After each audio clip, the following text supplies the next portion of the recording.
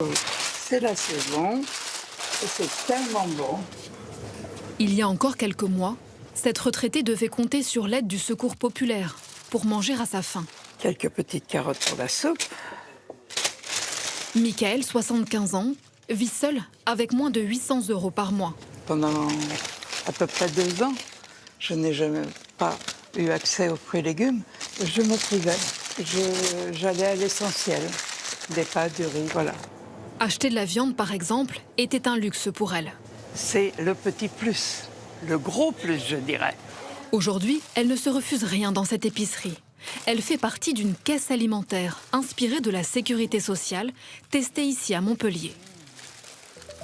Le principe est simple, les bénéficiaires cotisent selon leurs moyens, 5 € par mois pour Michael, et reçoivent en retour une allocation de 100 € mensuels sous forme de monnaie alimentaire virtuelle, la Mona. Allez, donc 28,14 € en Mona, je vous laisse passer. C'est parfait.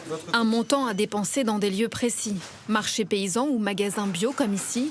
Paiement réussi. Un système gagnant-gagnant selon le gérant. Merci beaucoup. Avec plaisir. C'est également un gain de chiffre d'affaires. En 3 mois, on est à plus de 15 000 € de paiement en Mona au sein du magasin. Ça ressemble pas au caddie d'avant, en fait. Ah non, rien du tout. L'alimentation, c'était une alimentation de survie, non pas une alimentation de plaisir. Comme elle, plus de 350 personnes testent ce dispositif à Montpellier, financé en partie par la mairie depuis 1 an. Et d'aller à terme vers une véritable sécurité sociale de l'alimentation, c'est ça l'objectif aussi.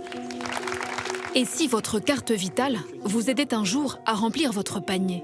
C'est l'idée que défendent une vingtaine d'associations, des citoyens et des chercheurs à l'origine du projet. Mais comment ce système est-il financé?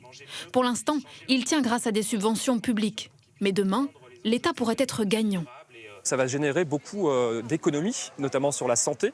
Aujourd'hui, rien que le coût du diabète en France, c'est 10 milliards d'euros. Si on rajoute à ça l'obésité, les maladies cardiovasculaires, les coûts évités en mangeant bien peut permettre aussi de financer ça. L'idée est de prévenir plutôt que guérir. Aujourd'hui, avec l'inflation, manger 5 fruits et légumes par jour coûte cher. 240 € par mois pour une famille avec 2 enfants, c'est 18% du SMIC. La sécurité sociale alimentaire pourrait aider les plus précaires, mais aussi des agriculteurs, comme Damien. Du coup, ce sera tout, madame? Ce système favorise le bio et les circuits courts, et ça lui permet d'être mieux rémunéré.